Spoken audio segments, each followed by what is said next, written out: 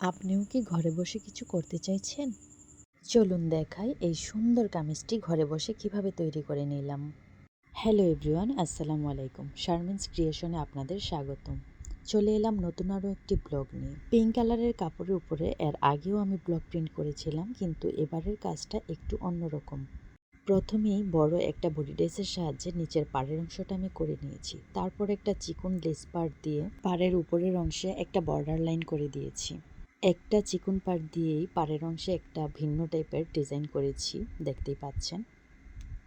এই কাপড়টির উপরে আমি কাজ করেছি 3টি কালারের কম্বিনেশনে। কালারগুলি হচ্ছে ব্লু, মেরুন আর হচ্ছে পিঙ্ক, ম্যাজেন্ডা। তো আমি একটা চিকন লেস পাড় দিয়ে কিন্তু 3টা লেয়ার করেছি, কাজের একটা ভিন্নতা এনেছি। পুরো কাজটাই আমি টেবিলের উপরে রেখে করব, সেজন্য কাপড়ের মাঝখানে আমি দেখতে পাচ্ছেন একটা কুচির মতো করে রেখেছি। একেবারে নিচের পাড়ের অংশ থেকে গলার নিচ পর্যন্ত একটা পাতা শেপের ডাইস দিয়ে ছাপ দিয়ে নিয়েছি। এটা কিন্তু একটা রিপিট ডাইসের কাজ হবে। এর আগের ভিডিওতেও এই ডাইসটা দিয়ে আমি কাজ করেছিলাম, সেটা গলার অংশে করেছিলাম, কিন্তু এই ডাইসটা দিয়ে এখানে আমি গলার অংশের কাজ করিনি। এই কাজটা কিন্তু একটা ফ্রন্ট পার্টের কাজ হচ্ছে। একেবারে জামার মিডলে যে কাজটা থাকে এটা হচ্ছে সেই কাজটা, একেবারে মিডল বরাবর 2টা ডাইসের মাঝখানে আমি এই জামার মিডলটা রেখেছি। এখন মিডলের 2 সাইডে যে কাজগুলি আমি করছি 2টা ডাইসের সাহায্যেই করছি। একটা চিকন লম্বা, আরেকটা হচ্ছে চতুর্ভুজ আকৃতির। দেখুন ছোট 2টা ডাইস দিয়ে আমি কিভাবে একটা ডিজাইন বের করে নিলাম। দেখুন এই 4 কোণা ডাইসটা আমি কিন্তু সোজা করে বসালেও পারতাম। আমি কোণা করে বসিয়েছি যাতে কাজটা দেখতে একটু ভালো লাগে। দেখুন কাজগুলি কত নিখুঁত লাগছে। আমি কামিজের এক সাইডের কাজ শেষ করে অন্য সাইডে চলে এসেছি।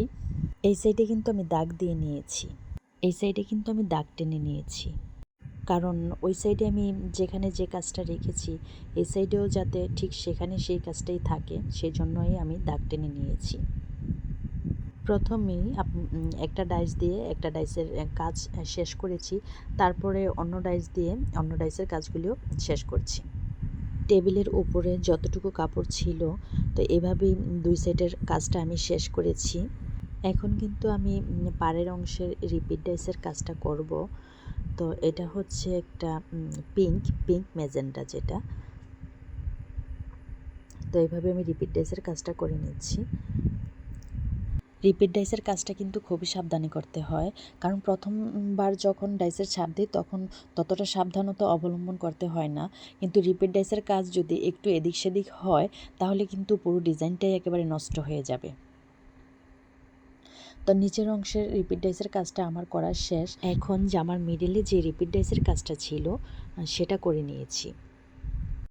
তো টেবিলের উপরে আমার যতটুকু কাপড় ছিল ততটুকু আমার কাজ করা সম্পূর্ণ শেষ।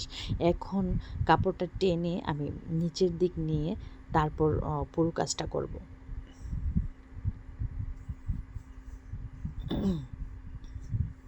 এই যে আরও কিছু অংশ বাকি আছে, এখন সেগুলি করছি।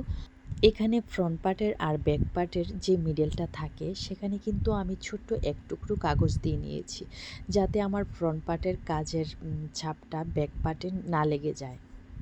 এই রকম ছোট ডাইস দিয়েও কিন্তু এরকম নিখুঁত কাজ করা যায়, যেমনটা দেখছেন কাজগুলি কত সুন্দর নিখুঁত হয়েছে। এই কামিজটাতে কোথায় কিভাবে কাজ করেছি পুরো ভিডিওটা দেখতে চাইলে একটু ধৈর্য সহকারে দেখুন। হয়তো বা কয়েক মিনিটে ভিডিওটা দেখে ফেলেন, কিন্তু এই কাজগুলি কিন্তু কয়েক মিনিটে করা একেবারেই সম্ভব না, কারণ এই ধরনের কাজগুলো অনেক লং টাইম নিয়ে কাজ করতে হয়। রেডি হয়ে গেল আমার ফ্রন্ট পার্ট। এই কাপড়ের কালার কম্বিনেশনটা বা নিজস্ব কোনো মতামত থাকলে অবশ্যই জানাতে পারেন। এখন চলে এলাম ব্যাক পার্টে।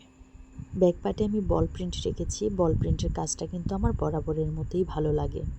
নেভি ব্লু আর মেরুন, এখানে কিন্তু আমি 2টা রঙের কালার কম্বিনেশন রেখেছি। আচ্ছা, আপনারা কি নতুন বিজনেস শুরু করেছেন নাকি শুরু করতে চাইছেন? আসুন কমেন্টে জানান। আমরা একে অপরকে সাপোর্ট করব আর একসাথে এগিয়ে যাব।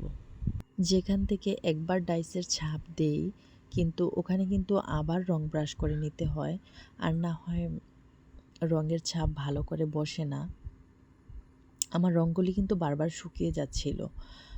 আমি একটু এনকে বাইন্ডার মিশিয়ে একটু পাতলা করে আবার পুনরায় ছাপ দিচ্ছি।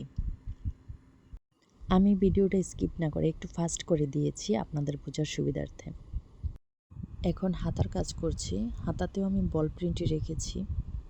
আমার হাতের কাজগুলি যদি আপনাদের ভালো লেগে থাকে তাহলে অবশ্যই লাইক কমেন্ট করবেন, একটা ফলো দিয়ে পাশে থাকবেন, আরও একটা শেয়ার দিয়ে অন্যদের দেখার সুযোগ করে দিতে পারেন। এভাবে আমি পুরো হাতার কাজটা কমপ্লিট করে ফেলেছি। আবার কথা হবে অন্য একটি ব্লগ।